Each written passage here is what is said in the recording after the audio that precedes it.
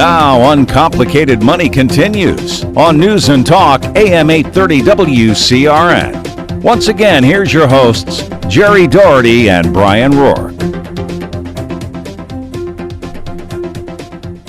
Welcome back to Uncomplicated Money. Uncomplicated Money is here on WCRN every Sunday morning from 11 to noon time. Then it's rebroadcast again every Saturday from 1 to 2 p.m. in the afternoon. Brian, you were mentioning earlier defined benefit plans and clients that fit that, small business owners, and we actually have one with us here today. We captured one outside and brought him into the studio. No, an existing client of Brian's for a long time and a good friend of mine as well, Lou Flagg. And rather than me introducing Lou, I thought that we turn it right over to you and you can give us a little bit about your background. Thank you, Jerry. I'm actually from northern Maine. I tell people I grew up during the recession because while I'm not that old, where I grew up, the recession is still going on. We were so poor, we were sponsored by a Haitian family. And yet, by an act of God, I got out of there and got a world-class education. I went to MIT and Boston and Cambridge at the end of the badly named Harvard Bridge. And then went to the University of Chicago for an MBA in finance and accounting. Those who question my economic theory should know that Gene Fama, who just got the Nobel Prize, was one of my economics professors. So I studied under the best. Coming out of that, I thought I knew everything about financial management. Why would I not? I had a great degree. And so for a number of years, I did manage my own finances, my own planning for my retirement. And then I read a book called Rich Dad, Poor Dad. And one of the principles in that book is don't do things you're not trained to do. Hire people who do it better than you do, and you tend to your own business. And about 20 years ago, I started my own business. And so I decided I would hand my retirement planning over to the people you hear on the radio and on the television, the people who make your money the hard way. They earn it. Well, in my case, they were losing it faster than I could give it to them. And I was over 60 and still 100% equity. And I said, this is wrong. I got to find a different plan. Okay. Brian, you came across Lou. And why don't you tell us a little about your experience first meeting Lou? Well, Lou's a very interesting character. And over the last 20 years has become a very, very good friend of mine.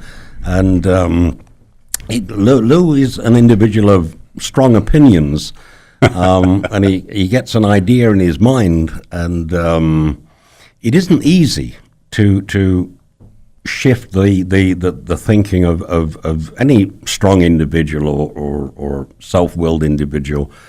But you don't know what it is that you don't know. That's a little bit dangerous. But what is worse is when you think you know, when you presume that you know, when you listen to conventional wisdom and say, ha, that's the way to go. But conventional wisdom, for whatever reason, is not in your best interest, then it's hard, but sometimes it's necessary to say to somebody, wait, stop, think, listen, look, learn. And that's a process. And that's a process where you actually get to know people quite well. Lou and I went through that. I had a lot of help that I hope Lou will tell you about.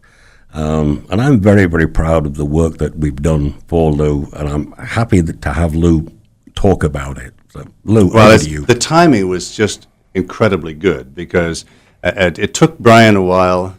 My wife also says I have strong views. I'm not sure where that comes from, but it did take Brian a while to get me to open up to what he was suggesting that I take a look at. And eventually, we made some significant changes just before the turn down, during which I watched my wife's classic 401k shrink and shrink and shrink, during which time my retirement assets went up and up and up. And everybody else is going down, down, down. And it was because of the kinds of instruments we used, the kind of planning that we did, that it was some of my personal stuff and then some things on the business side that I could do because I was a small business owner. That opened up opportunities that a lot of people don't have. But even on the personal side, all the 401k stuff I'd saved, the other assets from previous employment, those we rolled into the same kind of instruments. So people were losing it, I was winning it. Yeah, I think Lou, was that when you're referring to your wife Susan's assets going down. Was that in 2008 or was it another one of the downturns? No. Well, actually, in the first downturn back in the early 2000s, mine were going down too. Yes. No, this was the more recent one where it's an employer system. It's a good system and it's matched money, but you don't have a lot of options what to do with it. Right. And markets do indeed go up and down. Yeah. So interesting. What was some of the other work that Brian had done for you, Lou? Well, Brian has this thing called heads around the table. And so you meet in a room with people with different disciplines, different capabilities. And so we looked at my insurance picture and did some things with personal insurance. One guy I've really got to know and love, Alan Margulis. Our estate plan was so old, it included provision for our children should we both die, and our children are both married. So we were a little out of date on that, and Alan took us through the most thorough process of estate planning and healthcare planning and all of that I have ever seen. I've recommended him all over the place because he is so good at what he does. And we were very impressed with that work. So a lot of those things just fit together. Auto insurance, home insurance, incorporating my business. I was not incorporated, and part of this was saying you've got to incorporate to take advantages. So sitting in a room where these people are talking about you, it makes you feel like Donald Trump. I don't have his assets, but I certainly had some of his concerns. And hearing these guys, these highly trained professional guys, talk about me was a very warm, fuzzy feeling.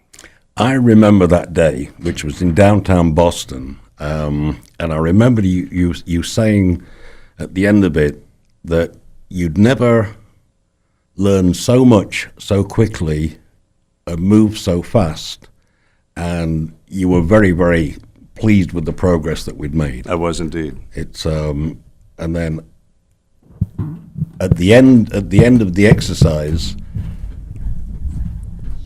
we brought Jerry into the room because in those days Jerry and I were working together, and I remember I brought Jerry in. That was the first time you'd met him to give him a synopsis of what we did, and I was very pleased with that. One of the other things that I loved about the exercise was we started off to build a plan to look after your parents who were starting to get a little bit elderly those years ago, and that's turned out to be a very, very nice story. Yeah, my mom actually just had her 90th birthday, and my dad's 90th birthday will be in January. You talk about people who are trying very hard to outlive their assets, and yet they will not. They cannot outlive their income. When they sold their house, for instance, we took that money and began to look around, and the credit union they belonged to would offer you 0.8 of 1% or something like that interest. And through these guys' counsel and advice, we actually put them in some things that, A, pay them about 12% of what they put into it on an annual basis, and B, they can't outlive it. Now, the downside for me is none of it comes to me in the end, but my primary concern was caring for my parents. And at one point, my dad was worrying about this, and I said, Dad, don't worry about it. Your kids will take care of you. And he said, I don't want my kids to take care of me. That's not what my kids should be doing. I took care of them. I don't want them taking care of me. Well, now we don't have to because we've put them in these things that have just a stream of income they can't outlive. You did. And Lou, I think that's really representative of what we see with a lot of clients. We see that, as they call it, the sandwich generation, where you're concerned, about yourself, certainly, your retirement, Susan's retirement, also what is going to be passed down to your children. But then how do you deal with aging parents? Mm-hmm. And it's a very important concept to have your parents' expenses taken care of, not only their ongoing living expenses, but also their long-term care expenses as well. And it sounds like, Brian, at your initial meetings before I was introduced to Lou, you really did button up a lot of those. One of the main things here with parents, and I think also, Lou, with you yourself, is that whole concept of dignity. You want to have those golden years lived out in dignity. I think that's so important. And there are strategies that we employ that can help people to do that. Yeah. I mean, the meeting this is like deja vu, it's taking me back, but the meeting that we're talking about, the CPA was there. The attorney was there. The money management chap, Tom, he was there. I was doing my stuff, and there may or may not have been one other. I have to say, frankly and honestly, I cannot do what I do successfully without that greater team of people that professionalism and that team around me. It doesn't work. And each one of those is an independent organization, and they watch each other. They contribute their part, but they're looking at the whole. And, it's a cliche, but there's 9,847 ways to really make a mess of this, the sandwich generation. There's a couple of ways to get it right. And unless you've got those component parts there, you're not going to get it right. How could you do that by yourself? Brian, we went back to that well in behalf of my parents. And Jerry, your point about dignity, you could hear in my father saying, I don't want my children to take care of me. I don't want them to have to do that. That's his dignity, saying I should have taken care of myself. Well, the best I did was give him some good advice, which we were able to act on. And my brother's a lawyer, and he knows a lot of this stuff, but he's kind of busy with his practice. So in this case, we depended upon heads around the table to give us good counsel. That is terrific.